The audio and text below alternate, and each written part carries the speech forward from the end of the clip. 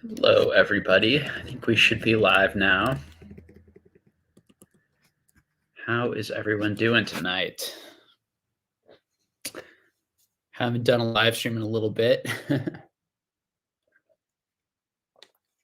um, as people start to come in, if you can just let me know if you guys can hear me and see me, sound is okay, all that good stuff.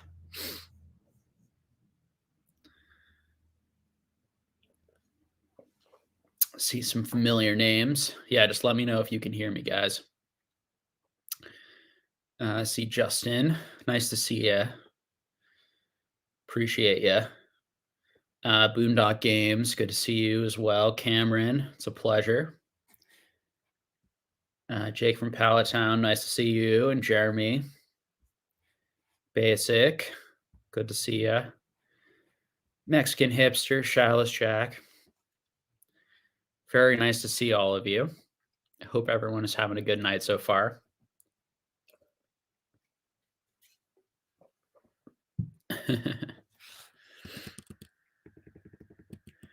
So, no specific plan for tonight. I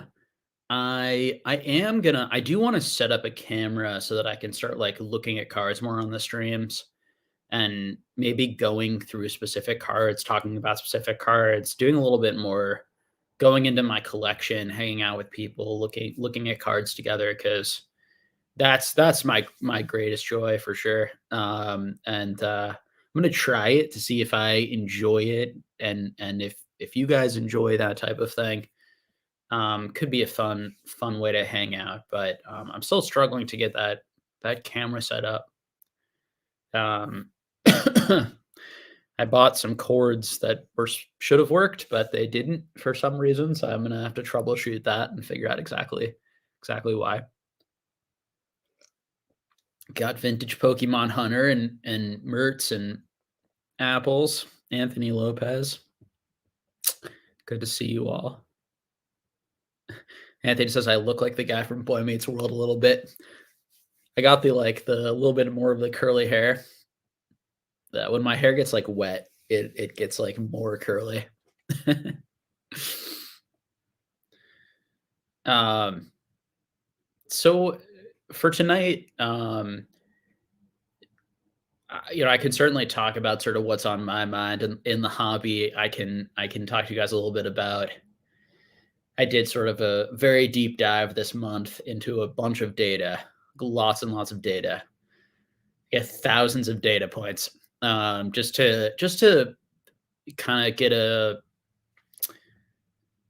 bit of a feeling of where everything has gone this year, where prices are, and where pop reports are for graded cards.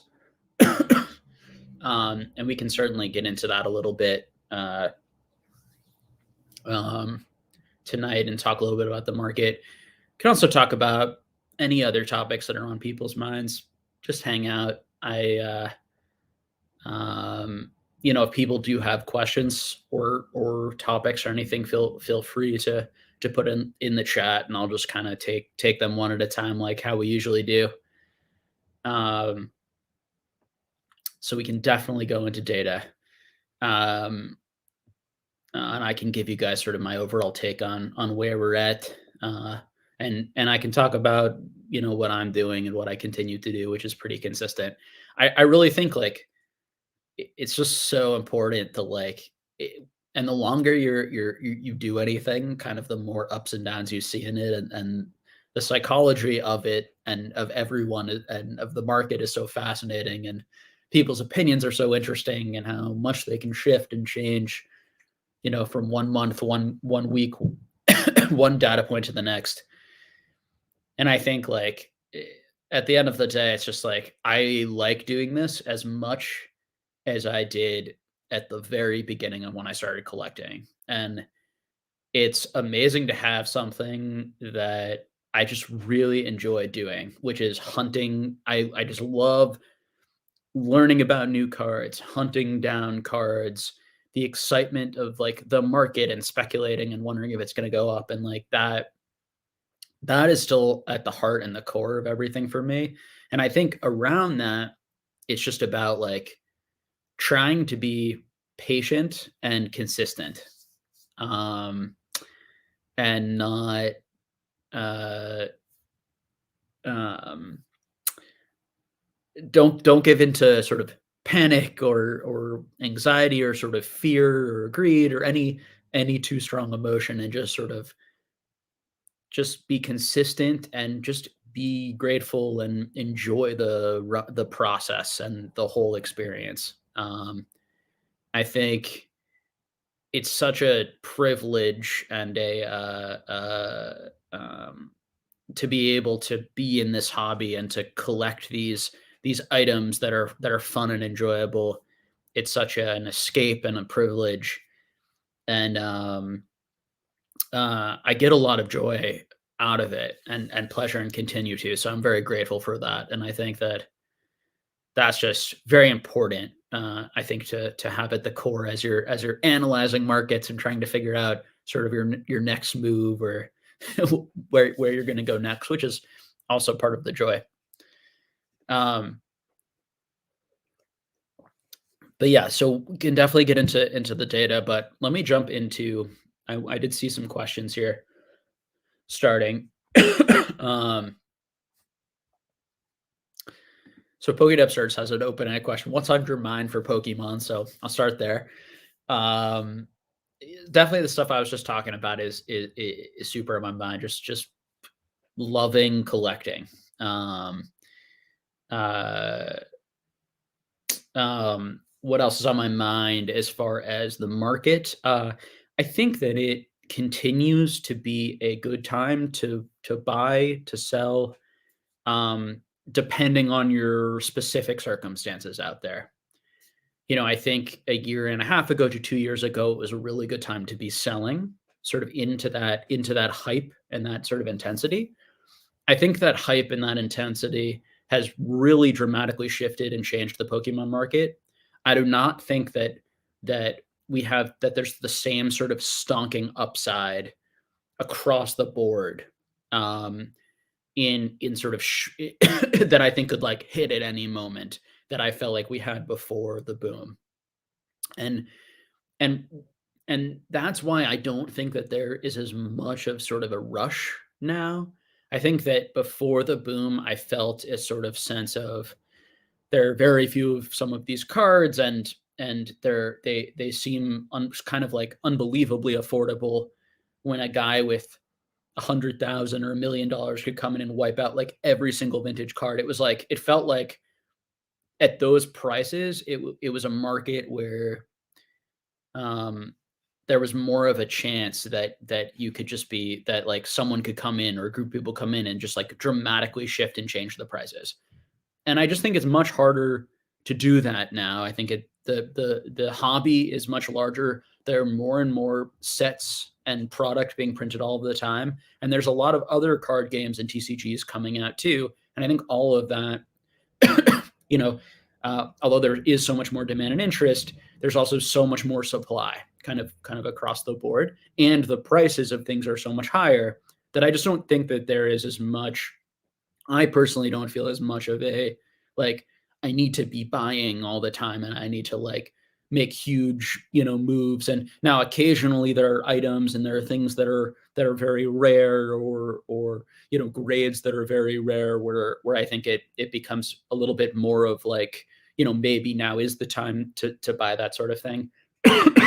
For fear of maybe some sort of higher price in the future. But or those items sort of disappearing into collectors' hands, and then me needing to pay a much higher price to sort of get it out of that collector's hand.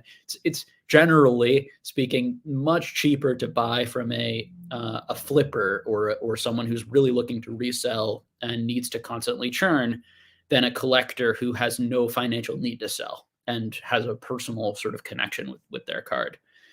That'll tend to cost you a lot more money to get that card out of someone's collection. So I think because of those things, I really think that we're at a time where it makes a lot of sense to slowly, hunt down the things that you enjoy and get good prices and just have fun.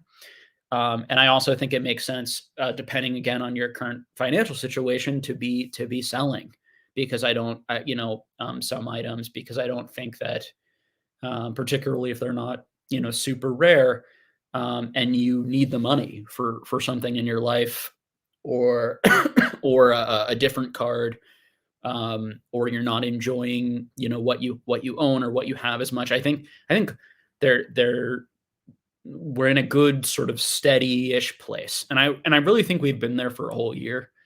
And this month in Patreon, I did a sort of deep dive on a bunch of data, provided a bunch of data for people to then kind of have for themselves and to look over. And a lot of it was the basic grand conclusion of all of that data. Now every set and era and card within that is slightly different. I mean, there are cards that have fallen 50% this year, 60% this year. There are cards that have gone up 50%, 60% this year, but overall things are mostly flat to down like 10% ish, 10 to 15%, year over year. Um, and I think we just continue to be in a steady, stable environment where your focus should be getting your collection and or your wallet to the place that you want to go. And so setting goals and just sort of being consistent and persistent and smart and kind of like having fun along the way. It's just a great time to be doing that. And I would really avoid the strong takes and the sort of the panic or the sort of like, one way or another, and just sort of make progress.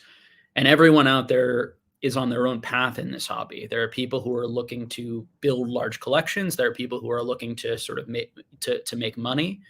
And I think that no matter what you're doing or where you're at within that or some combination, there's plenty of room for that now, and you can be very successful, in doing either of those things. I think it's very healthy at the moment, and engagement and enjoyment of the hobby is very, very healthy. Um, so that's all the good news and the good stuff that's on my mind.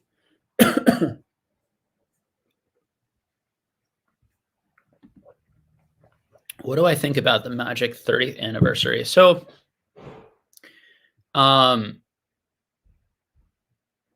I don't like. I collect some Magic. I'm trying to put together some of like the original sets. Alpha, Beta. I have some sealed product in the back. Um, speculated, invested, and collected a little bit of Magic over the years. Um, but I didn't like play a lot of Magic when I was a kid. I played a little and it was around me, but I wasn't like super engaged in it. It's not like a big part of my childhood. And so I don't think I have the connection to Magic that some others. And I think people who have very strong feelings and are very passionate about this tend to be people who are really upset that they reprinted the reserve list and really upset that Wizard is going the company excuse me, still fighting a head cold. That Wizards the company is going in a direction where they seem to be, doing more direct to consumer, cutting out like middlemen and LGSs. Some people are upset about that. Some people are happy about that. But and charging, much more than $80 for products in this case, $1,000. And I think there's a lot of people who are upset and wish that this product had been, 5, 25, $30, $50, $80, $100 even, so that way more people could like open it and enjoy it. And I think people would have a different take on it largely. Um, I do think some of the takes out there that I've heard are from people who that there's a little bit of and I don't want to cause any drama here, but there's a little bit of uh like you've done some of that stuff yourself, or you've sold things very high that you didn't have to like, or you deal in very large amounts of money and now you're, talking about like for the common man. But I think you know, um, your average like genuine just like Magic collector player who loves Magic, who loves the history of Magic, I think is understandably upset that they've reprinted the reserve list when they said they wouldn't, and that they can't like enjoy the product.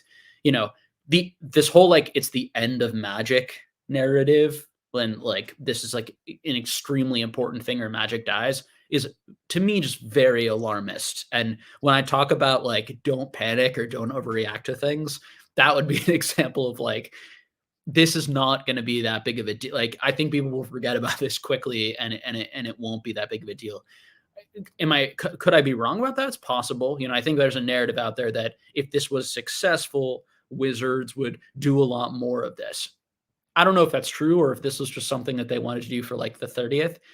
I mean, we've seen Pokemon and Yu-Gi-Oh create very expensive, in Pokemon it was like the gold Pikachu, and Yu-Gi-Oh it was like the platinum uh blue eyes, and that didn't get nearly the negativity this got. Now, I think the main argument is that that they said they wouldn't reprint these cards or reprint these arts with the reserve list. I think, is maybe where some of it comes from. But I also think there's a lot of people always jump on the argument that, and I think some of it's reasonable, some of it's not reasonable, of like a company trying to make a lot of money, that they're evil. They, even though it's their IP and they created it, they shouldn't be, they should care about us, and they should, charge things that we can, afford. And I think that, some of those takes I agree with. And then I think some people kind of take it too far and get a little bit too extreme.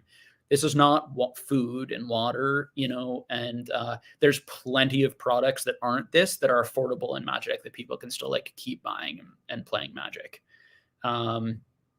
It's certainly not the end of Magic. And I think if you really love and enjoy Magic, you could completely ignore this whole thing and just like hang out with your great friends and draft and play and pretend that none of this is happening. And I don't think it would really impact you. I think a lot of it has to do with money and and drama. It gets clicks, and and just it's fun to rally together and be dramatic. And I think some of that stuff is going on, and I don't hate that stuff. I think it's fun.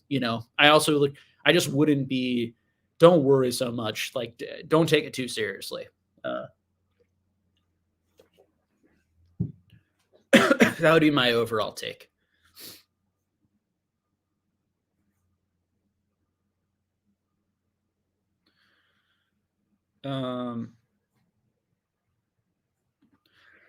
Humaclex says they're super low pops on PSA 10 hollows, such as Legends Awaken. I'm surprised the pop on some of these are still less than pop 10. What are your feelings and thoughts on these?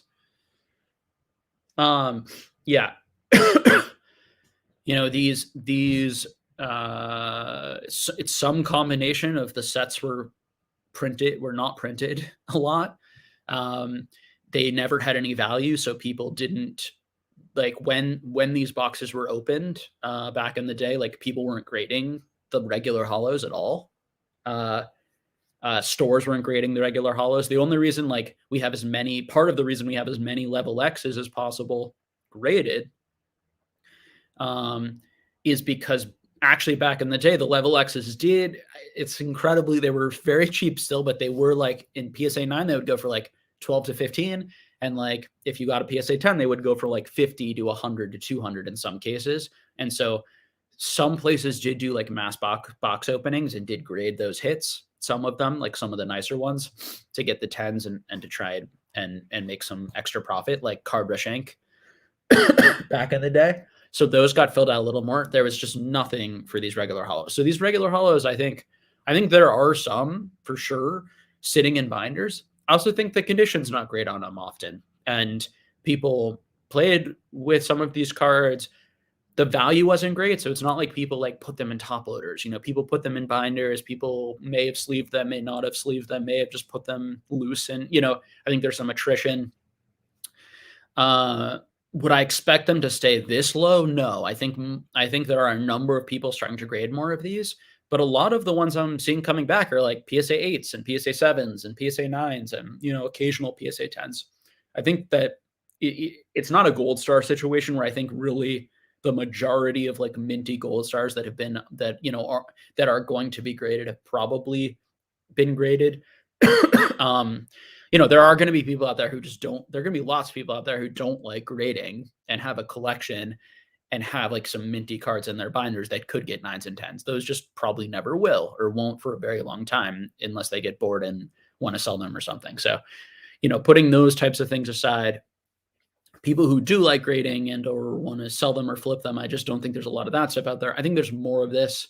How much more, the best thing you can do, and I get asked these questions a lot, and I get these asked these questions on, and they're good questions, on Wizards of the Coast, and is be a student of the pop reports. Like this month on the Patreon, I went through and I went through every single set, and I went through the pop reports and how much, how many new cards have been graded, you know, this past year in the last 5 weeks. Pokemetrics, shout out to Pokemetrics, great website that can help you track that.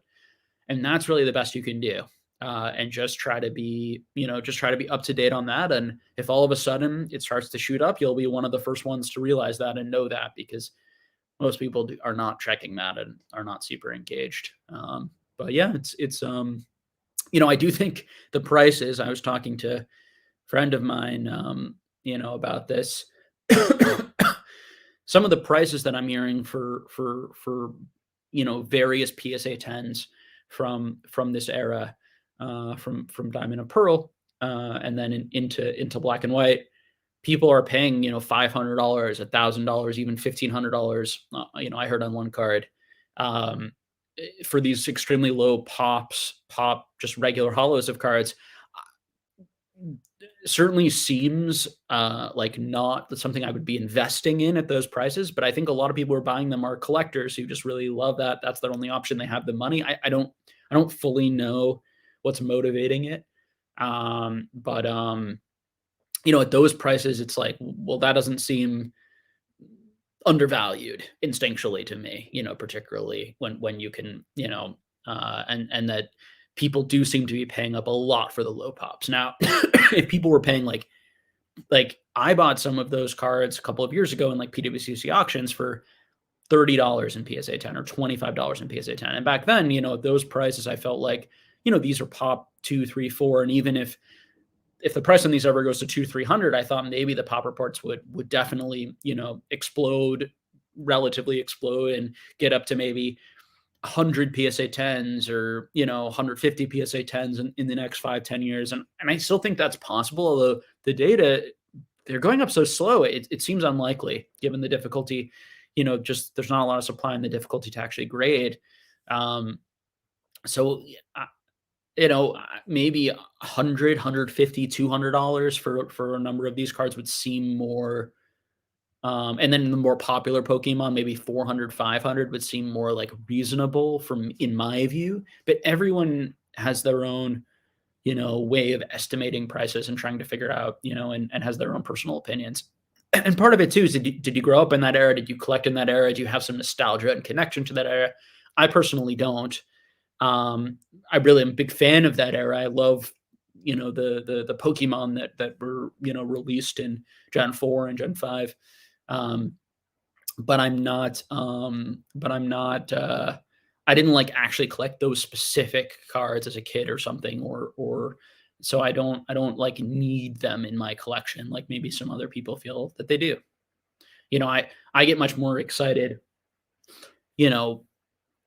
with a WotC Hollow than those overall. Like if I could only have one, it would definitely be the WotC Hollow, where some people are like, I don't care very much about WotC and I would want that, and so different opinions. Pokedepster, what do you think keeps most people more in the cards versus other avenues of buying Pokemon things? It's a great question. I think about this a lot. As someone who's very like invested and speculating a lot on like cards remaining popular, it's a big gamble. There's a gamble involved in that, right? There's a lot of other, and I've said this a bunch on my channel, but I feel more confident in IPs, in the strength of like Pokemon and Star Wars and Marvel and some of these and different animes, big animes. I feel more confident in some ways in those IPs than I feel like confident in just like people will still really want to collect TCGs and great TCGs in 20 years, 30 years. I think 5, 10 years, even 20, very unlikely, just given the amount of businesses and the amount of people and it would just be like a very sudden shift for it to really like diminish in a massive way. but I think you could have a slow diminishing over time that's not that noticeable. But, slow, that wouldn't shock me, and, I mean, we've certainly seen that, there's so many. I mean, there are toys, Star Wars toys, that are extremely valuable and expensive, but I wouldn't say, like, toys overall have, grown in popularity in terms of collectability. I actually don't really know, to be honest, but I don't I'm not sure it has. Like cards, I don't see evidence of that. Again, I'm not as engaged in that market. You whereas during, like, the pandemic, you still saw, like, prices of a lot of those toys, like, increase, like the high-end ones, even if, like, the overall interest maybe didn't, like, explode, at least relative to cards. And I shouldn't say things like this because I don't actually know, but my sense is that, like, cards and card prices were getting all of the headlines, and they were getting all the headlines in the collectible space because they were even more than comics, and video games was sort of the other one that was getting a lot of attention because it saw, like, the hugest increase in prices, and YouTubers and talking about, like, it just had so much, oomph behind it. And I think that, in 5, 10, 15, 20 years, it could be something else that a collectible category that people are super into in Pokemon. I do think that with Pokemon specifically, cards have such a connection to, like, the original mania. I think cards and the video game have such connection to, like, the mania for so many kids, for so many now adults my age, that there's a reason why we're collecting and engaged in this. It's not just like we like cards, but it's that we like these specific cards. And I think that that's true in cards widely for vintage Marvel stuff, as well as like vintage Star Wars from, like, 1977. Although Star Wars, like, again, it was a lot of toys, a lot of memorabilia, which is why and movie stuff and science stuff, and why some of that demands, like, and is so much more expensive than any card, is because of that. So, we'll see. All that is to basically say that, um, I don't, other than the fact that, to answer your question, I guess, very, like, specifically, this is the way that most adults and kids engaged with it when we were kids. And so that's going to be the main focus. That's where the main price is. That's where the attention is. And people like things that are expensive and like things that other people like. And so now, over time, could it move into other things? And I think clearly it has, to some degree. And I've seen prices increase on pins and more pin collectors, and certainly video games and Pokemon video games have skyrocketed insanely, incredibly in price over the last few years. So, as far as, like, plushies, and I mean, there are plenty of plushies that are double, triple, quadruple what they were when the Center originally sold them, because now they don't sell them anymore. They're sold out or whatever, and people are paying, double, triple, quadruple on the secondary market. So, um,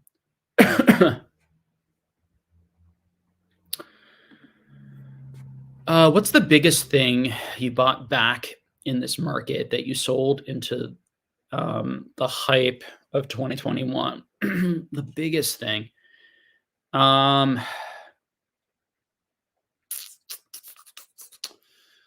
um, Trying to think what would have been the highest value. I sold some.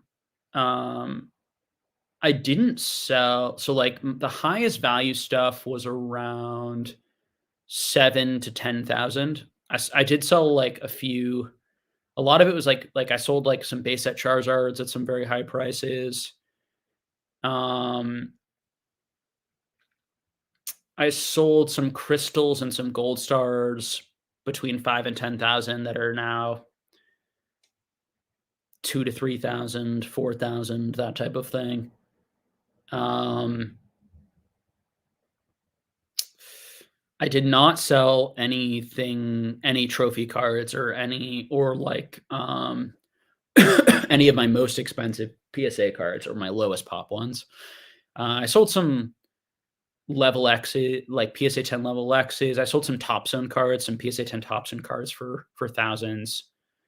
Um, I just sold a lot. I would say I sold many cards in that sort of range, in the sort of like 5,000 to 10,000 range. There were a lot of cards that I was selling in that range that, now would be two, three, $4,000 type cards.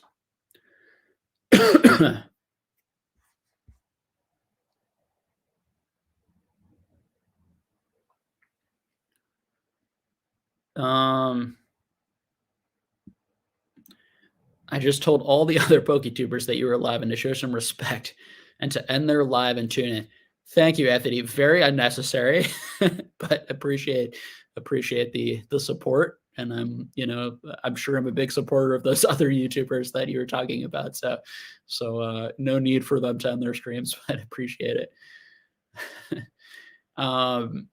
Do you think X and Y era product are good buys right now, specifically PSA 10 full art EXs and sealed?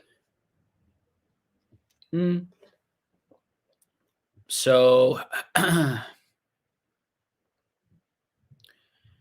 okay, so sorry. So you're talking about sealed and like PSA 10 full arts.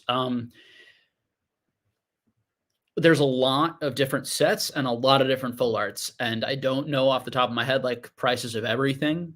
What I will say is that I would put that era in the sort of like I would be a little bit more. Now everyone is in a different financial situation. So this would be talking to a person who like is a collector and can like definitely afford and etc. I would focus on the things and the sets that are a little bit harder to find and harder to come by. If I really want PSA 10s, there are specific cards that I really like Xerneas PSA 10 that I've been trying to buy for a long time. I think that there's some interesting potential also on the Japanese side where there's some very low pop, pop sixes, pop sevens, pop fours of some really beautiful looking full arts that are going for, $400 or $500 in PSA 10. All the better if you can hunt on Buyee and try to find those yourself and grade yourself. I would do some of that. I'd be trying to grade yourself as well. So I still think it's possible.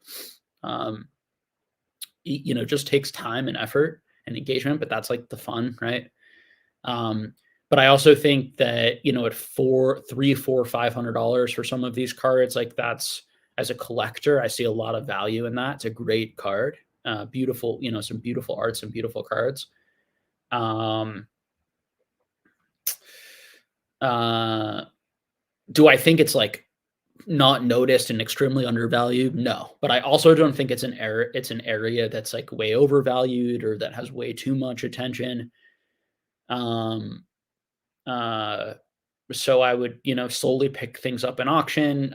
If cards come up that are, very low pop and I would definitely consider, um, uh, buying those or even paying up for them or paying up over last sold. I'm someone who will pay up over last sold for items that I really want and they're really hard to come by no matter what the era. And a lot of those purchases have worked out very well over time, financially as well. And now there's no telling that, there's no saying for sure that that will happen again. But I think that there's, if you believe in the item from a collector's perspective and you have been engaged in this hobby for a long time, you feel like you have a good understanding of why that card is, maybe undervalued from a collector's perspective. I think getting that collector's mindset is really important right now. Why would someone want this for this price? Would people want this for this price? Would people want this or this other card for this price? And trying to figure out, why this card is special, why this card is going to last. I do think that from the historic sort of perspective, I think that X and Y in the long run, it will have a number of the first ever full arts of some Pokemon, of certain Pokemon, which I think could be significant if we have many, many generations and eras of full arts. If full art continues to be sort of a thing that people talk about, and then we connect it back to that time period and people still like love full arts and chase full arts, I could really see something like that. Obviously that's very speculative and trying to predict the future, but I could see something like that happening. So like that type of thing, I would argue if that happens, those sets will not get lost. I think that when we're thinking about eras that might sort of get lost and not be super desirable or people be super interested in them in the future, it's going to be eras that were printed a lot, and it's going to be eras that don't have a defining features that we or defining cards that we think are going to sort of stand the test of the time when they're kind of compared to lots of other cards that are maybe similarly or even better art and more good looking, which Pokemon is going to have hopefully 20, 30, 40, 50 more years of amazing art, you know. So why is your piece of amazing art gonna sort of stand the test of time? That's the way that I think about these things.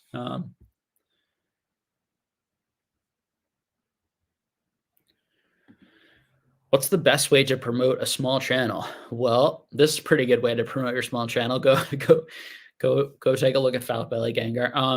I, the best way, like, I, I think the best way to grow like a really solid community and a ground up community is to like be engaged in communities. So like coming on my channel, when we do like the call-in shows, hanging out in private or public discords with other people, hanging out in chats like this from they're 5 to 10 guys sort of doing what I'm doing, go on their channels, hang out, meet people, be friendly, engage. I think that stuff um, will really help you build that type of thing. I think if you want to grow quickly and you want some sort of explosion, you have to like probably get involved in some sort of drama and talk about it and be the person that people go to for some reason. And hopefully you're doing it in a way that's like really helpful for the hobby. And I do think there are ways of covering dramatic things that can really like help you grow and also be like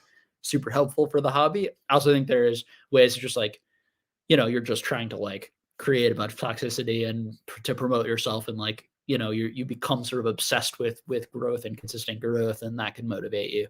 You don't want to be that. I wouldn't want that for you or anyone else, and I think that's pretty miserable. I think it'll be pretty miserable. Most people will be pretty miserable doing that. Um, but if you want to grow a channel like this with just a group of friends, group of people who just like enjoy talking cards, just be engaged, make videos, have conversations, come on other people's channels. I don't think there's any magic to it. Learn, become someone who has who gets a good amount of knowledge over time by being engaged and by learning. That's what I would say. And then, obviously that's if you're sort of in the model of like what we do here. If you're like an opening channel or some other or you want to tell stories or I'm sure that you could improve your editing and your thumbnails and you can go down that route. It's not of interest to me. I'm perfectly happy with sort of what we've created here and what we have here. Um, it's nice just to have a kind of a small group of fairly reasonably small group of just like nice people who love the hobby hanging out. Like that's kind of heaven to me. Um, let's see. Let's see. Leaf Green Goblin. Do you believe in indirect shilling? YouTubers sharing underrated cards to help the community grow while indirectly raising prices. Notice this most in the middle era raw cards, sub $50. You believe in indirect shilling. So YouTubers sharing underrated cards to help the community grow. So I think that if you are showing a card with the intention of growing that card's price, technically, I don't know if whether we use the word shilling or pumping or some word that doesn't have so much negative connotation, you're trying to raise the price if you're trying to raise the price. There's no way around that. People might have different feelings on it. My personal feeling is if you're going on your channel trying to raise prices on cards, it's just a bad use of your time and everyone's time, and it can create bubbles. And it's not.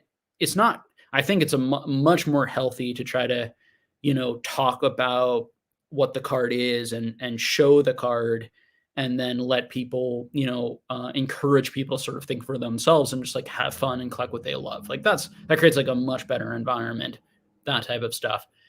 So, and I think that a lot of people are being People might think that they're shilling something, but really they're just showing something that they really enjoy and they're passionate about. And there might be some sort of like secondary thing of like, well, I do own it, so if it went up in value because of this, it wouldn't be so bad. But I think that's pretty far, can be pretty far in the background, or it could be like quite up there by the front, but both of those things are up at the front, or they really don't care about that at all, and they're just like sharing something cool with other people. There's just no like perfect solution to any of that. And everyone out there is going to have a different take and opinion on every YouTuber, on every content creator. I think for myself, I have bent over backwards to not show things that I think are super unknown and super kind of low, under the radar and low pop in other hobbies in particular, because I don't see anyone talking about that or showing that on YouTube.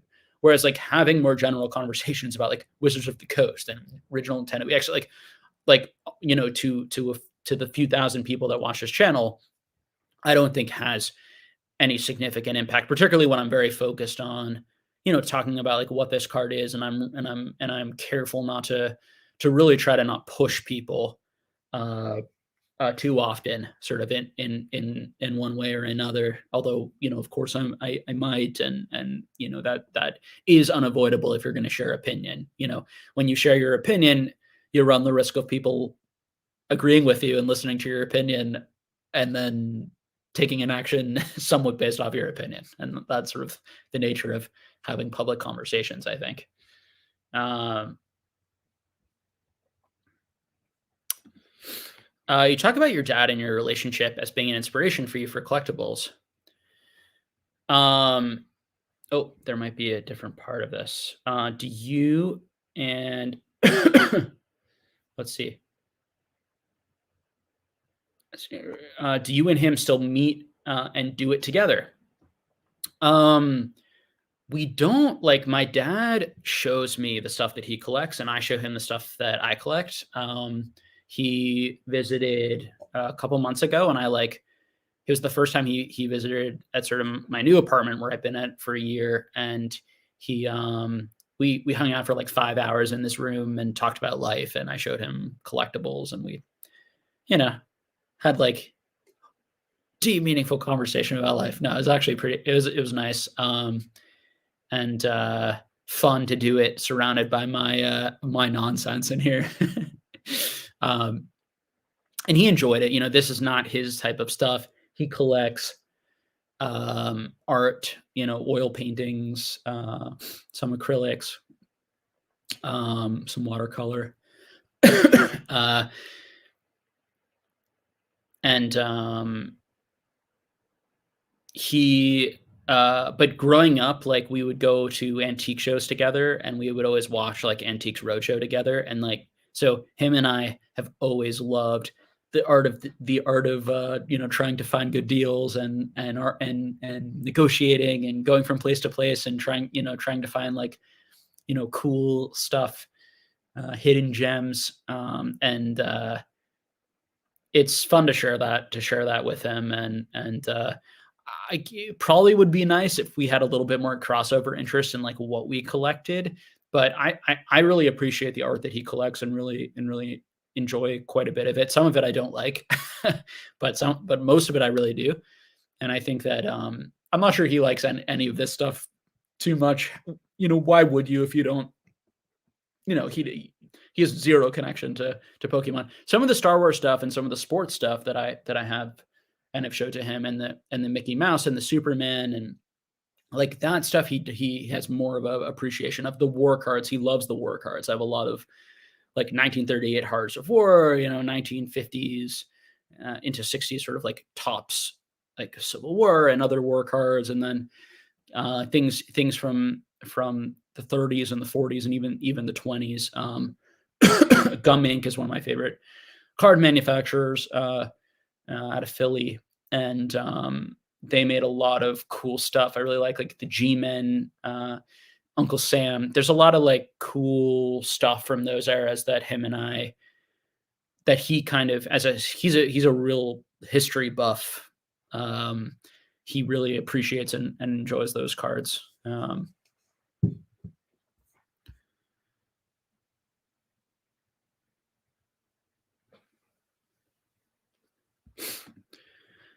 Harrison says, "Hey Jake, longtime lurker. Decided to take the jump and join the Patreon, and this is my first live. Usually watch this the next day. Well, welcome. Awesome to have you here. Really appreciate the support. Definitely reach out to me. Let me know if you're getting value from the Patreon and if there's anything that I can do better for you. And just hopefully it's worth it for you. Just really appreciate you like watching and hanging out and supporting. You're the man. Thank you. Or woman. Apologies if you're not a man."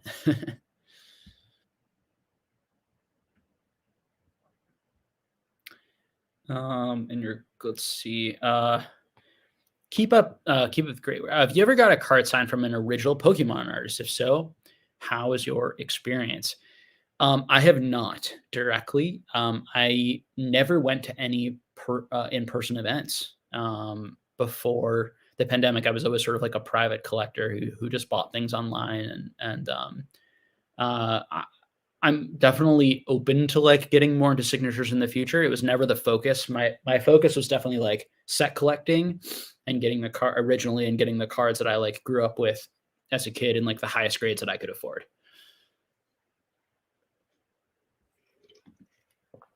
Cameron says, "The Legends Awaken point, it's a very niche part of the hobby. I think the general public doesn't realize PSA 10 prices yet. I think the pops will definitely rise. There's still a lot of sealed DP out there for relatively cheap, $150 a pack getting open on the daily." Yeah, I think one of the keys, Cameron, will be just the difficulty to grade that I'm seeing. Yeah, when we talk about a lot more being graded, it's all relative. What are we talking about? We're talking about 50 more tens, 100 more tens, 500 more tens. I think 50 to 100 more tens seems very likely. I think 500 seems that would be quite a shift. That would be like, whoa, there was a ton of this, and it doesn't grade that difficult,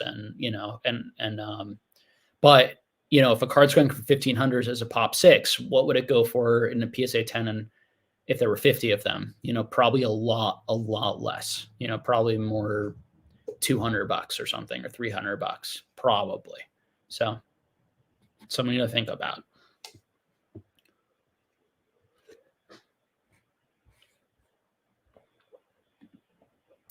Pokemetrics is not accurate, though. There are other languages in some sets on PSA pop parts that have to be manually removed. It takes me hours to do WotC set edits for my update videos. Yeah, I mean, I don't know like how inaccurate Pokemetrics is. I do check it against PSA, and it tends to be like very, very close. Sometimes there's a little bit of discrepancy, but it's quite close. It's interesting, Oak. Like, do you find it like it's significantly off for anything where it like really changes the narrative, or we're talking just like a few numbers here and there?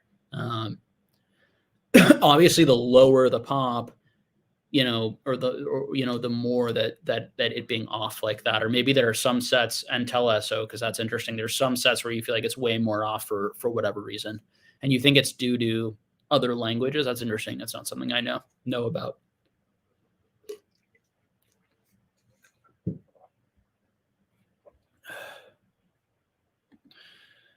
Toys / plus licensing are more profitable for Pokemon than most other areas. Yeah, so if you this was very and I assume it's still definitely true, because merchandising in general made up like, last time I checked, like a few years ago, it was like 80% of Pokemon of the whole business. Not video games, cards. Like that was very small. Cards was like a very, very small percentage of the overall money that Pokemon made.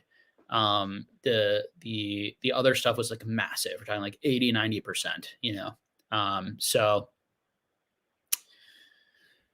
Mason is definitely, certainly was right about that. And I assume, I'd be very, very shocked if that is not still correct by a pretty significant margin, despite, cards really, I assume, growing considerably.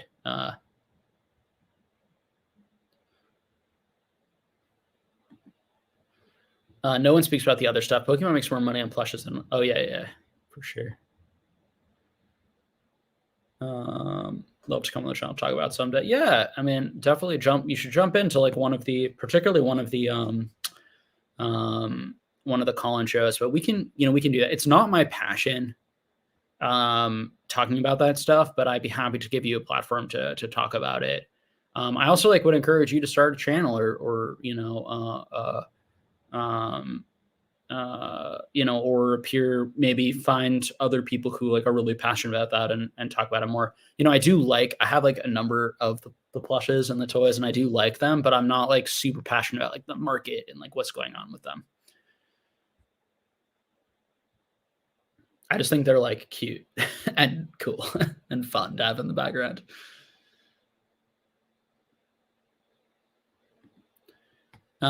With PSA's announcement returning the $15 tier, I realized the declared value is only at $199. What happens if you send a movement pre-on this tier? Does PSA just bump you to the $30 tier after received? They might. I don't know. Some might get through. Others may not. None of them might get through because that's an obvious one that it's more expensive. I don't know.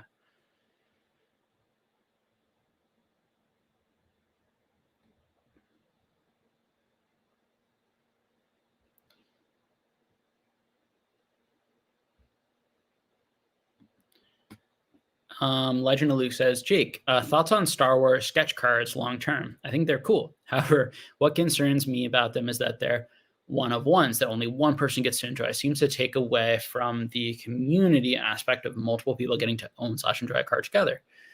Even with number parallels, a one of one is not an exclusive art.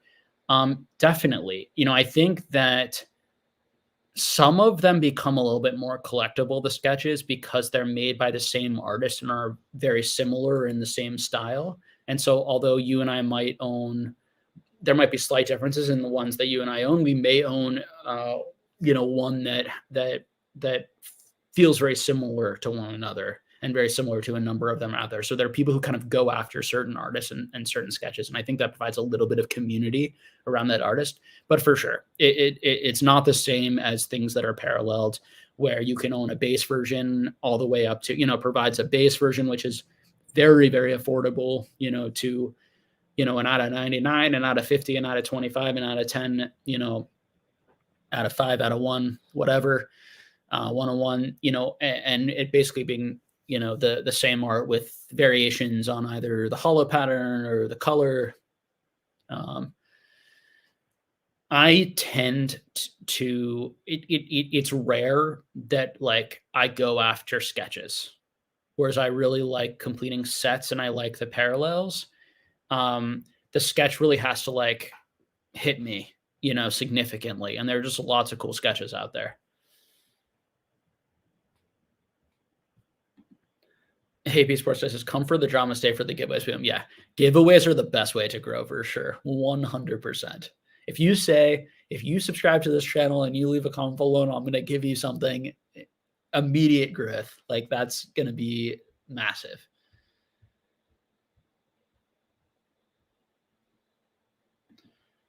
Mert says that back to the question about like how to start the channel and grow. Yeah. Just being involved and engaged, making friends.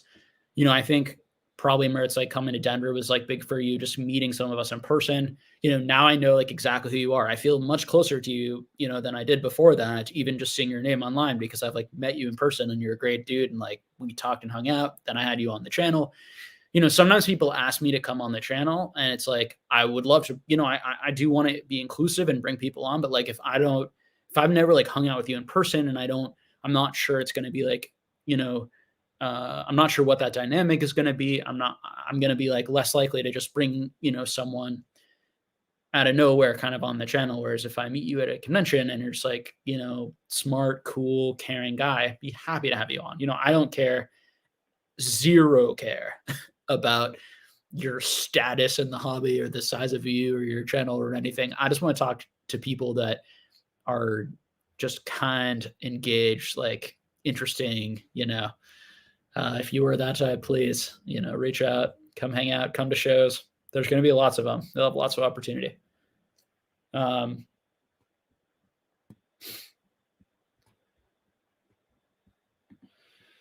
Justin says, I have questions about some YouTubers who crack packs are placing hits in the packs for higher views and content, like how rare the Umbra MDMX Ultra Art is, and people pull it 5+ times in a stream. Maybe a little controversial. I'm just curious. You can skip to the next question. You'll feel comfortable. I mean, I have no idea if people are doing that or not. Um, that's just up to people, it's whether or not we want a tinfoil hat or not, obviously saying tinfoil hat like implies that we're being a little crazy here. It may not be crazy at all. It's not an extremely difficult thing to do. We've seen PK just freaking do it all the time. Um, how much effort people are putting into that, I just don't know. Um, it would surprise me, and it would be just ridiculous. It just seems like that would just seem so miserable. But like that's the thing is like I am not fundamentally here. Well, I'm not driven by growth and entertainment and wanting to be like huge and have a lot of influence, right? And if those things motivated me at all, maybe I would have more of an impulse to like do some of that like, slightly deceitful things that doesn't really hurt anyone, right? It doesn't hurt anyone theoretically, but like, deceitful stuff to like catapult my channel forward. It's just like I couldn't be less interested in doing something like that. Like, and I would be surprised if a lot of people were doing that, but who knows? But anyone calling out someone for doing that, unless they have like actual evidence, is just saying, there was this whole thing in sports cards that like the group breakers, some group breakers were like getting product and like how could Backyard Sports possibly, which is a big group breaking, like the biggest in sports, like how could they possibly break, all these cards at once? And it's like there are a lot of people talking about it who I don't like, at the risk of being a little rude, like are not math whizzes. And just because something has long odds in happening doesn't mean that it's faked.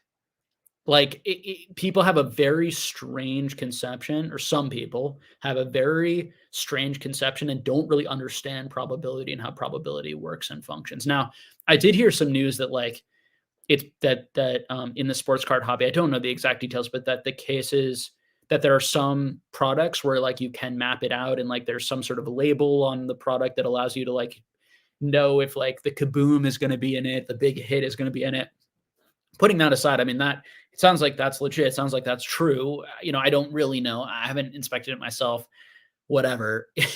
But putting that aside, the takes, there's this concept that how to best explain it? In probability, where if something happens that's extremely unlikely, like let's say I won the lottery, it's extremely unlikely. And if you draw a circle around me winning the lottery, you'd be like, you must have cheated, you must have faked it. The odds of you winning are insurmountable. No one could ever, but it's like, no, the reality is that like someone is going to win. The odds are actually in favor generally of someone winning the lottery, because if enough people play, and I'm one of those random people, so someone is going to randomly win. So it depends where you draw the lines of logic, whether or not it seems like outlandish or crazy. And it's yeah, the takes on that were just like very yeah, not understanding the concept. And focusing on just what are the odds of like pulling those 4 cards. Hey Spidey, nice to see you. I want to have you on the channel at some point. I also like would love to come on your channel at some point to talk Marvel cards if I would ever be invited. I don't know if I would be, but I'm not sure. Like I definitely would not have the depth of knowledge that your normal guests have, but I know a decent amount, I think, and watch it from afar. I wish I had gotten into it a long time ago when it was cheaper. I've really gotten more into Star Wars because I just think it's much more affordable, and I like it sort of just as much. But yeah, I just would love to hang out sometime and talk Marvel. Maybe on your channel, be more well received than here, because I don't think there are too many Marvel fans here.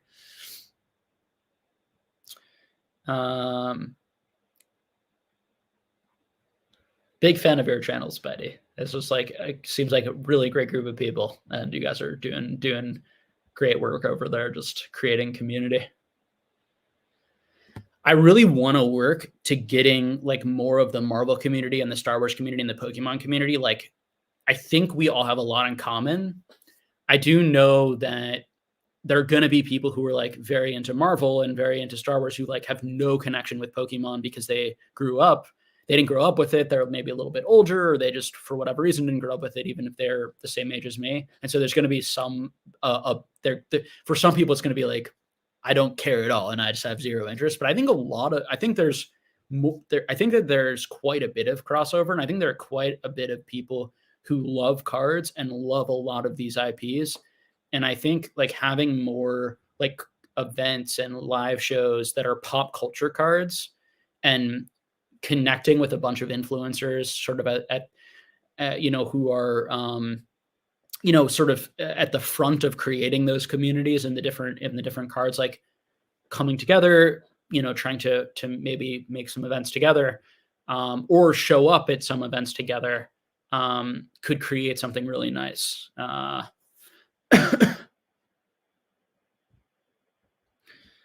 Let's see. Um,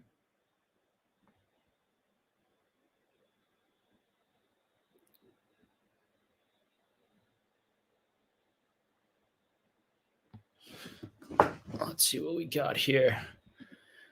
How scarce do you think ungraded Nintendo EX era is? Don't want to succumb to FOMO when I see 1 or 2 near mint left on TCG Player. Gosh, I mean, you know, uh, everything is relative. Scarcity is just defined by the number that are on the market, right? And versus the amount of people wanting to buy them. And so if there are a lot of people buying them and very few on the market, they're scarce. That's a scarce item. If you're talking more about like rare in terms of there just aren't that many on the planet at all, I if I had to throw out a educated, engaged guess, I would say that an original Nintendo EX era. There's some sets that I think are less rare than others, but there's some middle sets. I think Fire Red Leaf Green, there's a little bit more of, maybe in Power Keepers, a little bit more of, still not a huge amount of either of those. Some of the sets seem like there's less, but overall, I would say that there's more than the Diamond and Pearl era, in my opinion. Overall, now some sets in Diamond and Pearl I also see more. So, but overall, a little bit less or around the same as sort of E series, and definitely less than Neo, and way less than like Jungle Fossil era, and certainly less than Base Set Unlimited. Everything's less than Base Set Unlimited outside of maybe modern, some ultra modern stuff.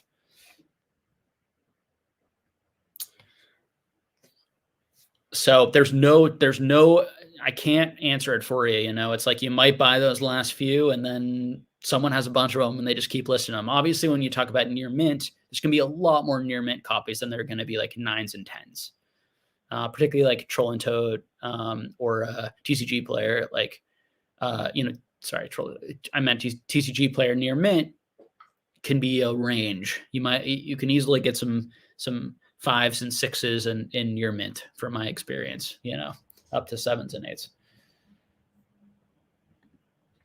Badly Super says, curious, I just hit a PSA 10 Pop 1. I was wondering if it's better to hold it or sell for a reasonable price. The English version has been up for sale for $25,000 for a while now. Wow, congratulations.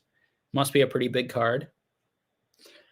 Every person's financial situation is different, Badly, so I can't answer it for you. I can only say like what I might do in my current financial situation. So I have cards that I want to buy that I am wanting more money to buy.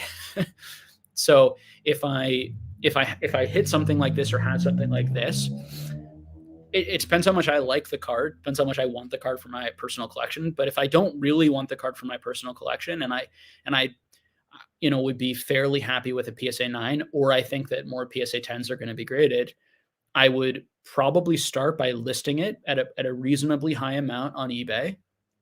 And then if it sells, great. If it doesn't sell, maybe you bring it down a little bit more, and then you kind of bring it down until it either sells or it gets to the point where you're like, I'd rather just hold this for my collection.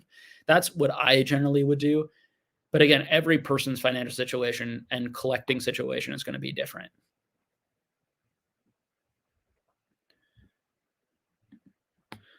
Card Palace says, what do you think is a better long-term investment? Sword and Shield chase cards like Rainbow Charizard and Pikachu's and top alt sets in PSA, or modern sealed product like Booster Um, I think booster boxes would be where I would lean, in modern sets. I think that, but only at I would only do it I would buy right after big reprints. I would not be buying, like, necessarily, like, a set that's been out a year and is now, like, hundreds of dollars already or something, but, like, buying it right after reprints, I just think that it's a much safer investment, often cheaper, and in over the last few years, it's done quite a bit better, generally speaking. Obviously, there are some examples of, like, alt arts that have gone up a lot in value, but they're really the only example, of modern cards that have seen that type of movement. I mean, Rainbow Rare Charizard from, like, Sun and Moon has gone up a decent amount over the last year as well, not as much. Um, but, yeah. So, uh, I would lean towards the booster boxes because there's just that fun and enjoyment of opening product, and people are just so into opening right now. It's kind of amazing, like, when I look at, like, the Japanese, like, modern seal like, booster boxes as well, like, some of the ones that got really pushed down by massive print runs down to, like, 40, $45 are, like, up to now 60, 70, 80, 90 again, right? It's just like there's so much demand and interest in opening product right now and or, like, storing it and keeping it sealed. Obviously, if tons of people are storing and keeping it sealed, down the line might not be such a great investment or speculation, but I I I would lean that way, and just the sort of the old thing that people say of that the pop reports and PSA reports are constantly going up, and the amount of sealed product is constantly going down. I think that that can be over people can feel too confident and too comfortable in that reality because there are sealed sports products from the 80s and 90s that are worth $10 right now, 15 bucks, $5. Just because something is sealed and slowly they're being, opened and broken down over time doesn't mean that there won't always be, or for many, many years be too much of that product or tons of that product. And so it won't go up. But there's some good elements there, and I think that modern Pokemon Sealed has just been it's just been real solid, and continues to be really solid, and so that's where I would place my bet, knowing that nothing is foolproof, and nothing is a guarantee. Certainly not a guarantee.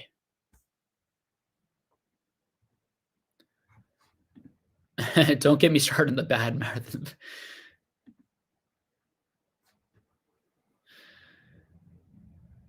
The odds of pulling any four specific cards is astronomical. Odds of pulling four top 25 cards, Murray's, but yeah. I just it's yeah, thank you, AP. When I listen to that, and the people with large channels just being pretty dumb, like pretty and like really confident. Like that's kind of scary. Like when you don't really understand probability or odds works and you're coming out there yelling and attacking and kind of burying, like pushing down someone's name, and you're not really like it's like weird. And like a bunch of people in the comments in the chat like jumping on and agreeing.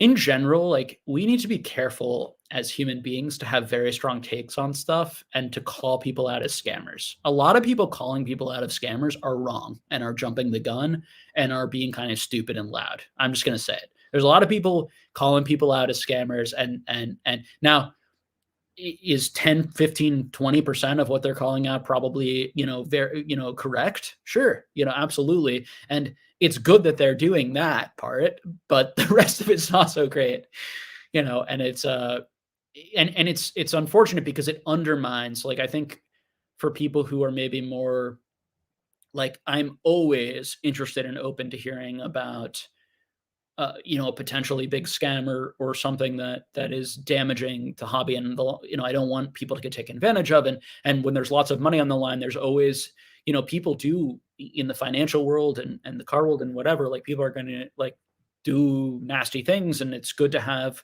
watchdogs and people who are going to expose them and aren't going to back down, like these types of things.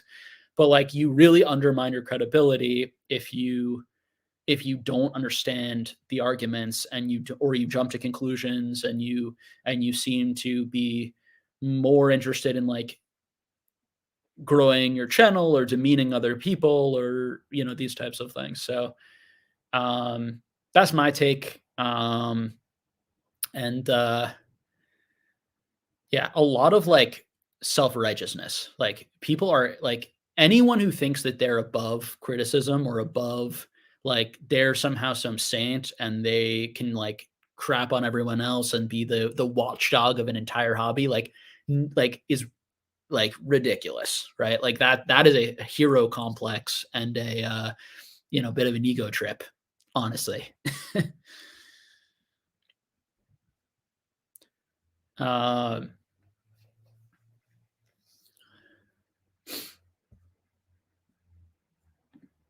Sweet. Yeah, let's do it. Let's do it, Spidey.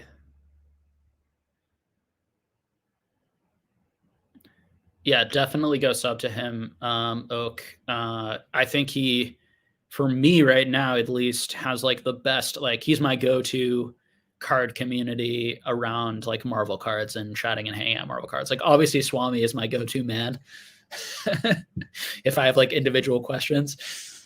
But yeah,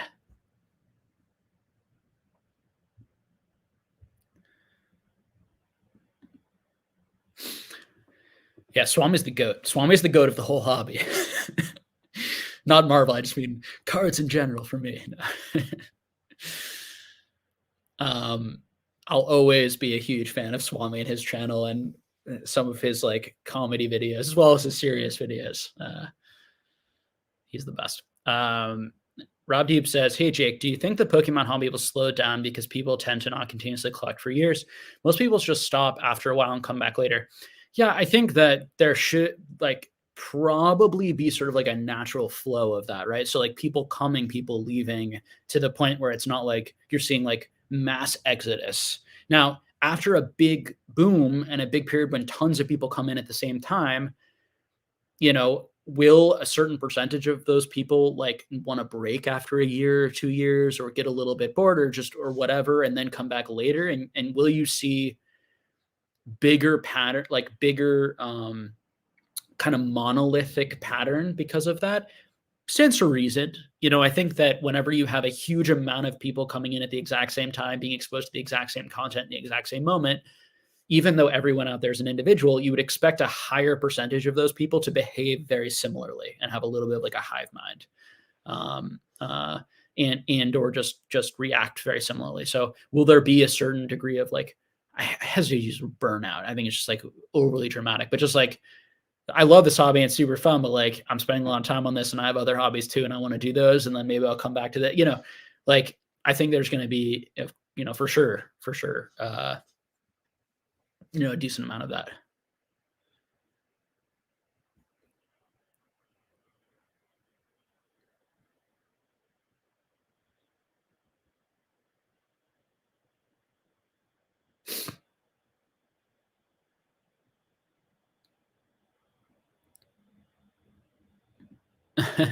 Jake's thoughts on Powell hinting at a pause slash pivot in the market absolutely rallying like crazy yesterday. Yeah, I mean, we already saw like that massive rally. Was it a week ago, 2 weeks ago? I can't even remember now. It all blends together. That like biggest day ever. It was like 6% up in the market or something insane one day.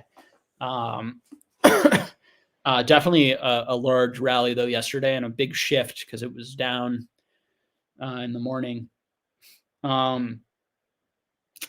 Let's see, what's your question specifically? Sorry, Mario Boom's getting his poem. Sure. I mean, I think it's good. It certainly doesn't hurt.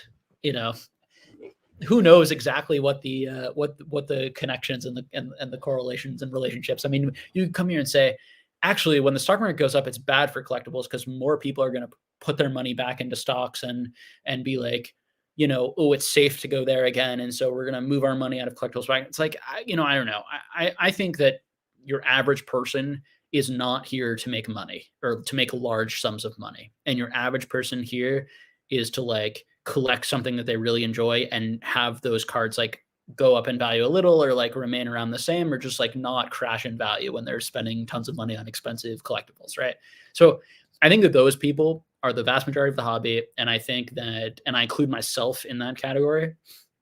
And I think that we feel more comfortable spending on our sort of fun cardboard hobby when our other investments are solid and doing pretty well. And when we're not worried about them, maybe falling a decent amount or just the broader market, people, and certainly what that can represent, which is, you know, people having more spending power, companies not going under, and people not getting fired or becoming unemployed, and then not being able to buy cards. It's good. I mean, broader economic news is going to be good for every for this market. And Again, try not to overreact to one piece of news, or it's amazing how quickly things can shift. We've talked a lot about it this year, right? A lot of videos, a lot of time talking about, and me kind of pushing back, I think, on sort of like, even on myself at times, like in my own head, having sort of these arguments or these debates with myself of like, you know try to stick to what I know, and understand there's so much I don't know about the global economy right now, and there's so much variance that could happen, and there's a lot of doom and gloom right now, and how quickly that can shift and change. Consumer confidence was at something like a 40-year low or something like that, right? It was like 50 some percent. And over the last couple of months, the consumer confidence was lower now than it was in 2008, when we actually, like, the world almost imploded, like the financial world almost imploded. If some of those companies hadn't been bailed out, it would have been like catastrophic, the amount of like financial damage. And consumer confidence was somehow lower this year, despite like lots, other than inflation, like still lots of like resilient positive economic data and news with like, you know um the job market, unemployment, like there's still lots of things that seem strong and positive, so, and have through the entire thing. So again, a lot of variance could happen. A lot of variance in the stock market, a lot of variance in the card market, and you just try to focus on what you know and what you don't know, and try to just have that level head. Do the best you can. Make one decision after another, and understand how to protect yourself against risk. Right? Do not do understand the worst case scenario and have some sort of sense of like what the probability of that happening, and then try your best to diversify against that, against that risk, so that you're always going to be safe. You're always going to be okay. So even if you take large losses in some specific area, you'll always be fairly okay financially. And that's what I try to do. Now again, there could be a nuclear holocaust, like there are things that could happen that could just completely shift and change everything in the world, everything that we know. You can't. I don't know what you can do for that, other than, I mean, I guess you can have like a survivalist shelter, and a lot of people do. But like, I think that outside of things like that, just with sort of in fairly normal, times, I still think there's quite a bit of variance. But I also think that you can pretty solidly diversify yourself to a point where you'll be okay. And often when times get really down and people get really anxious and scared, like, of course it can be good to buy in those times. But I think more importantly, the focus is just to stay like solvent and stable, and just be able to afford your bills, and like, don't be so stressed that you're like awful to your spouse and family around you. Like, try to get yourself in a financial position, which can be much easier said than done depending on your current financial situation. But like, one put one foot in front of the other. Try not to get overwhelmed. Try to make one kind of good decision in front of the other. Relax. You'd be amazed. People, way underestimate. I think at times we overestimate what we can accomplish in a short period, and that's why we get so discouraged. But we way underestimate what we can accomplish in a long period of doing something consistently. Like, I building this type of collection, and building and reaching collectibles, like, this is stuff that I'm going to be working on for many, many, many years. And my collection is going to be so much bigger and so much more complete in 5, 10, 15, 20, 25 years. Just kind of, just, one card at a time, buying a card here, selling a card here, moving this over there, constantly kind of, making progress on my collection goals, trying to have that sort of long-term sustainable attitude.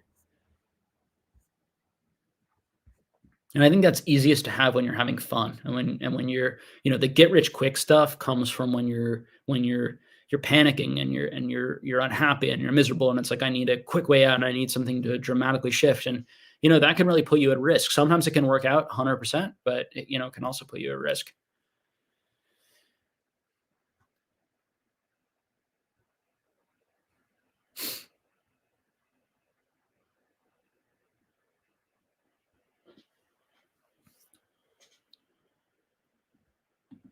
Back to the backyard. Yeah. I mean that part too. I mean, they do not do a great job of coming across as uh you know reliable gentlemen. you know from my perspective, they're an easy target. It also makes them an easy target though for drama channels.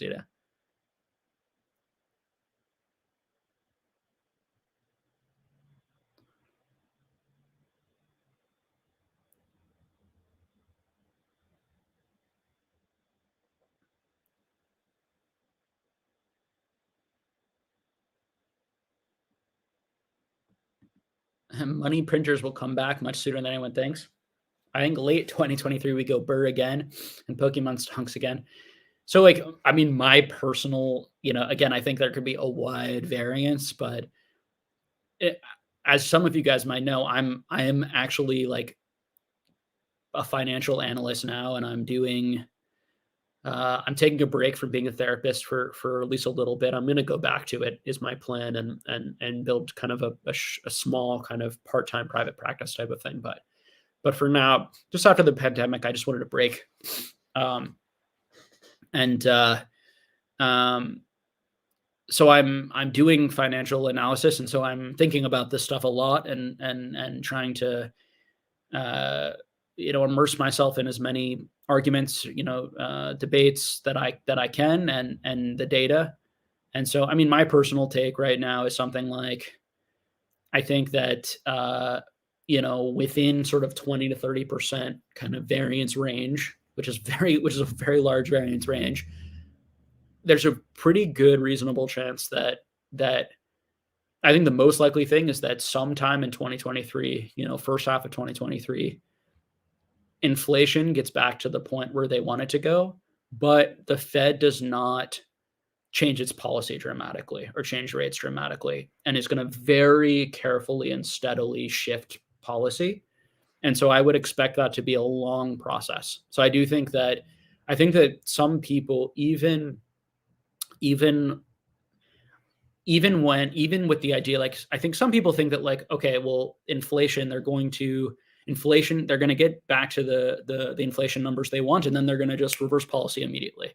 And I think that that's very highly unlikely.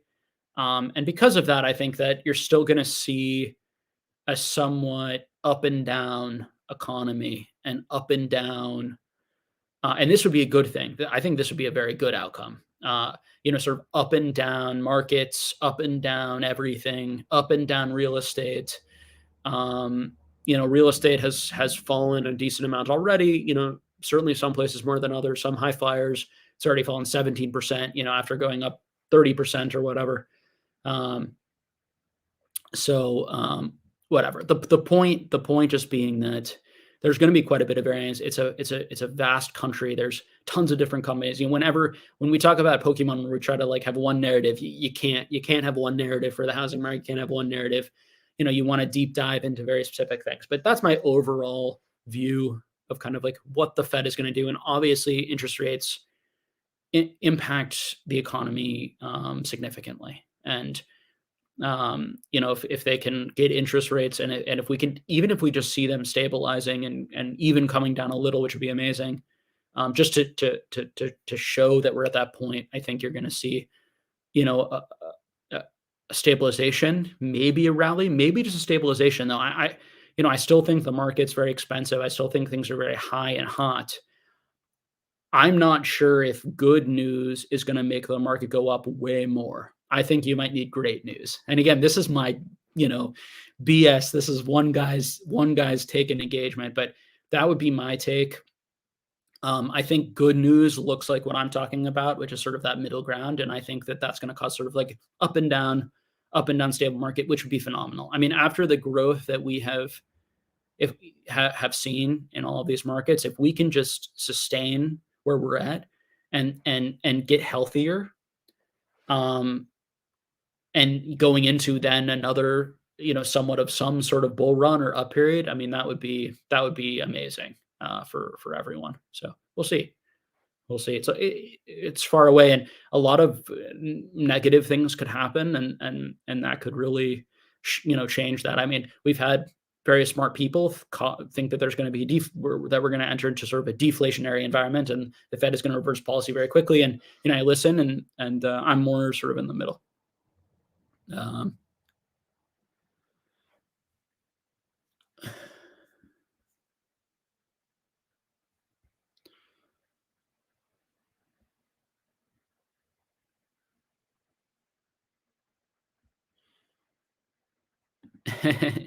I remember when Jake was living on his island. Yep, yep. For those who don't know, I was on an island for a while.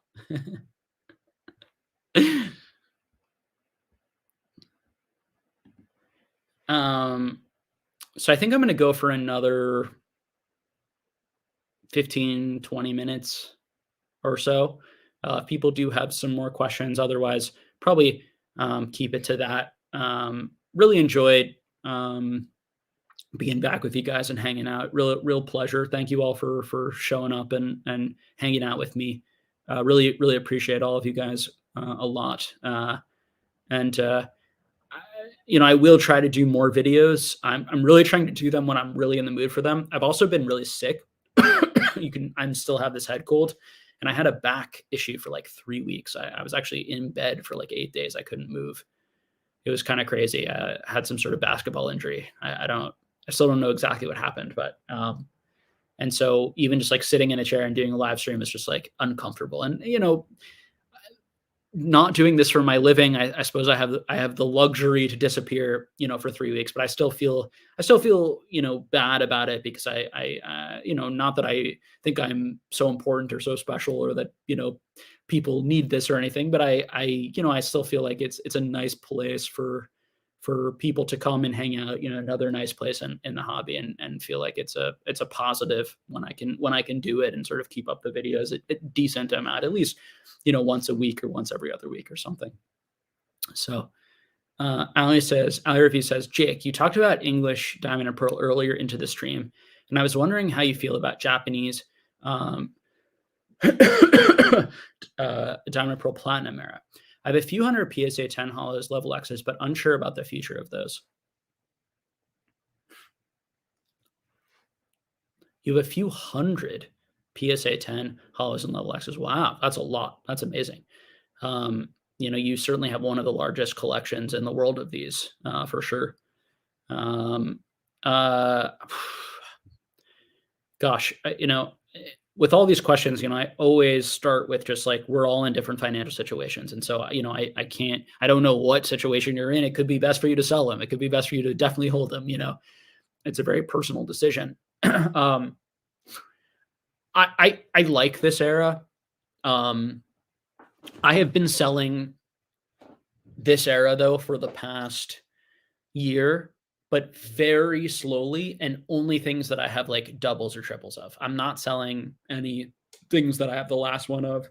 And the reason this is speaking me personally, the reason I've been selling them slowly is not because I necessarily think that they're going to tank, or that a lot more are going to be, or, are going to be graded or anything like that. It's just that I have a lot of collection goals, and I bought a lot of these at considerably lower prices, and now I'm able to sell them at much higher prices and take that money and put it into other things that I don't have yet, or that I don't have doubles of. So I'm not a buyer on these specifically, but I'm also not a seller. And what I mean by that is I am selling them, but I'm not like sell everyone you have. You need to get out before the ship is sinking. That's how I felt about 80%, 70% of the hobby, 2 years ago. I just don't feel that way anymore.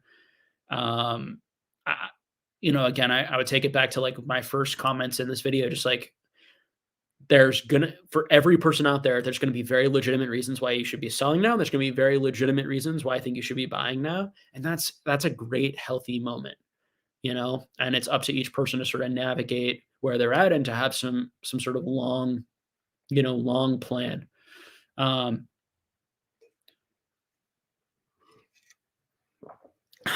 I don't know if I have anything else to add that I didn't say earlier as far as like my insight onto these. Power parts growing extremely slowly or not at all for some of these cards.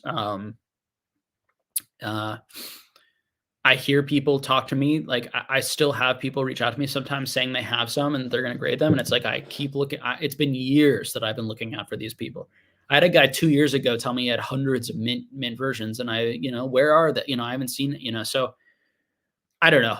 Um, I think logic would state, though, that the the sets that the hollows, the regular hollows, because they were lower priced and there just wasn't as much incentive to grade them. There is some argument to be made that like those more of those will come out and be graded than the level X's overall. Now, when we talk about pull rates, though, some of those hollows are more difficult to pull than the level X because there are more hollows than there are level X's. And so even though level X's are like, 1 to 2 a box or whatever it is, um, or 4 about, people debated and there's been some variance like early.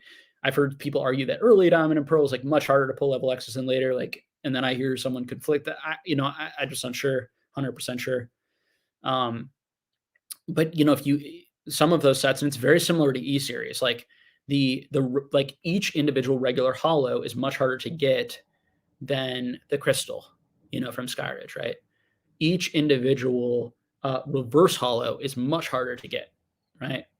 And I think that understanding that can help you try to get some relative sort of prediction. Well, this many level X's have been graded, and this is probably most of what will be graded. How much do I think of the hollows are probably out there and should be graded with attrition? And you can come up with some number. And I do have some numbers that I try to work off of, but the probabilistic, like the variance is huge. Like I could be off by a huge amount, and that's reality. That's it. That's what you have to exist in. So whenever I'm asked these great questions, I always wish that I could, be like, this is exactly what's going to happen. But the reality is there's quite a bit of variance. But hopefully the general conversation and some of the details that I'm able to give are helpful, to people. And I think the best thing you can do is just be super engaged, Ali. It's just about engagement, checking the pop reports, being in the hobby for a long period, seeing what happens, seeing how quickly they come back. Like that's going to be your best bet more than what any one person can tell you. All right. So I'm going to take one more question and then we're going to end for today, I think. I will give people one more chance. If you have like one more burning question, you can put it now. Any question that like gets into this chat before, let's see, we're at 11:33. Any question that gets into the chat before 11:35, I'll answer. And there might be no more tonight, which would be fine too. John Pokemon says, thoughts on the Topps movie foils? Some cool scenes. It's not something that I follow. I'm not super engaged in them. I own like a complete binder set of some of these Topps,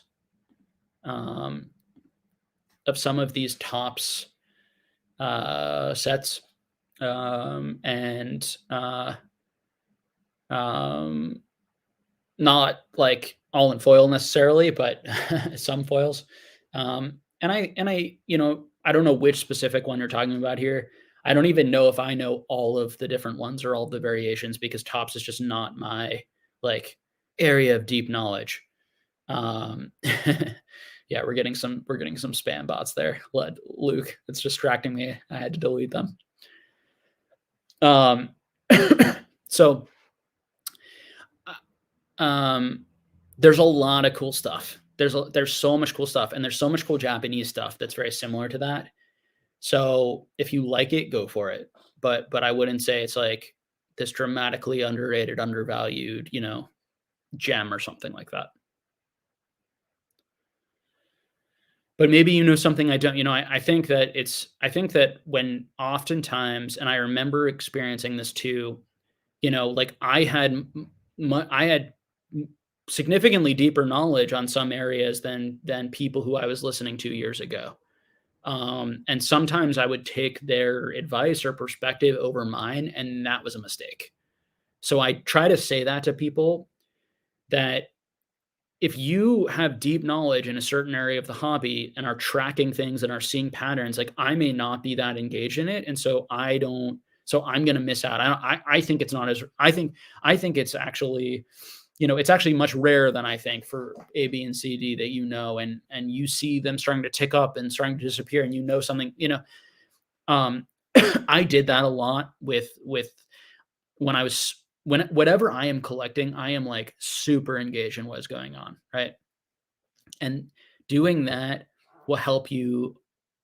For me, it's equaled success like every time. Now, part of that's because we've been in just like a perpetual boom, and I like happen to buy like before each boom, boom in different things. But like it also is because you're able to buy slightly before the boom, or you're able to get in slightly before, because you start to see and feel it trickling up, in that sort of engagement, and you just become better and better at recognizing those patterns, and that's just going to increase the odds of you being successful, or picking things that are not going to go down in value, at least, or at the very least.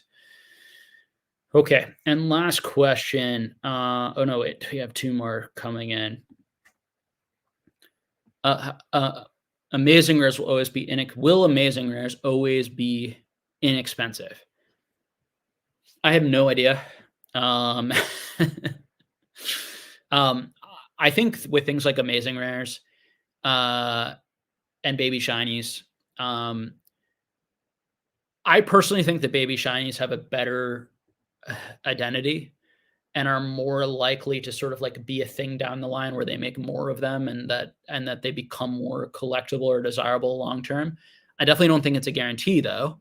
But in terms of like, I bring them both up together because I think that, um, and then you asked how about the baby shines, because I think that a lot of this is going to have to do with two things. One, there's so much supply on the market right now, and there's just not that much demand or interest.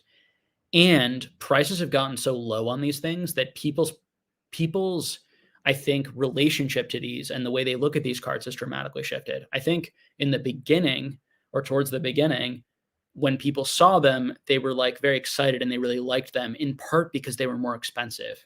Okay.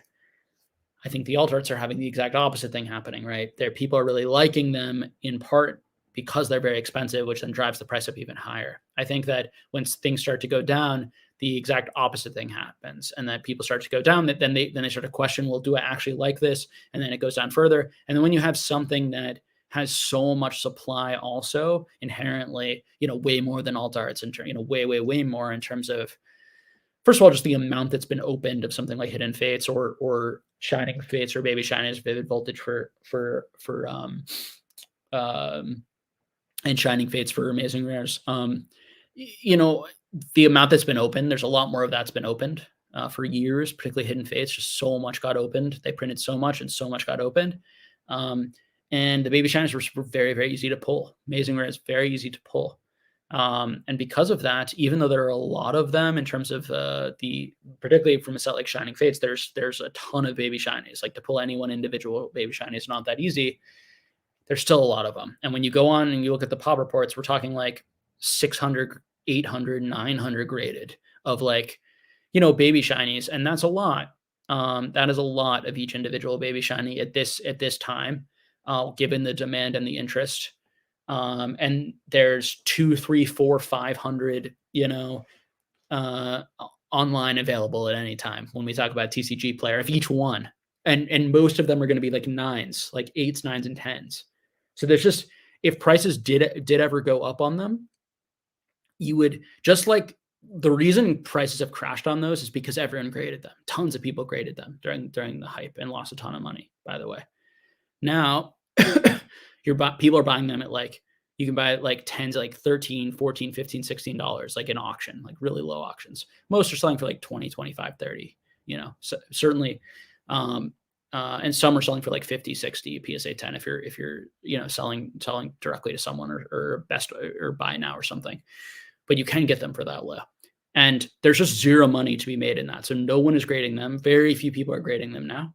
But as soon as more people grade them, same thing with amazing rares. As soon as more people grade them, um, sorry, as soon as prices go up on them, more people will start going on TCG Player, buying the raw stuff, and then grading. If there's a profit to be made, that will happen, and that will push the price back down. So we could be many, many years away from those going up, or there's gonna and to me, it would require two things. One, there'd have to be like a shift in popularity again, sudden shift or interest in popularity, which could happen potentially, and then and then uh, um, and then you need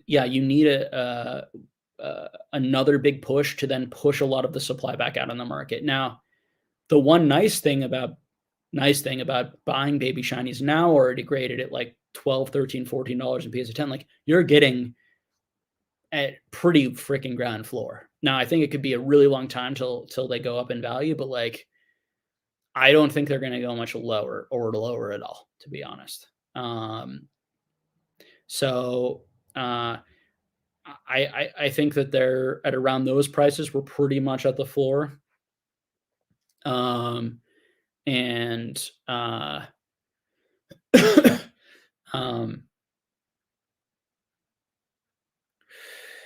um, and because of that, like it's not the worst thing to do to be buying those as some sort of like long-term speculation investment play. I don't think.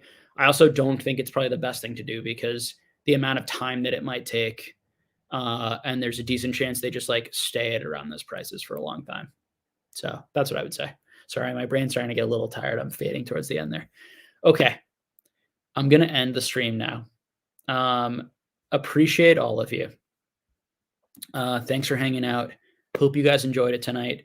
I should be back with another video. I think I'm gonna be on someone else's channel. I wish I knew the name of his channel right now. Pretty soon to talk about like I think we're going to talk about like philosophy and finance and some other things. And probably some Pokemon will do too. Probably next week we'll be there. Maybe I'll do a post about it or something in the Discord if people want to come and hang out for that live. And as far as this channel, I'll be doing a video. Probably will do a video like early next weekish. Probably will want to hang out again. We'll see if I have the energy and strength this weekend. I'm still battling this head cold, so I might take it easy and already have some plans. But yeah, appreciate all of you. And if you can, subscribe to the channel, support me, click the affiliate link when you're buying something below, all of that's very nice, but the best thing you can do is just come and hang out and be a kind, great community member. That's the best thing that you can do to continue to support me and kind of motivate me to create content and create a space for all of you guys to hang out. So, all right. Hope everyone is doing well, and I'll catch you in the next one. All right. Bye.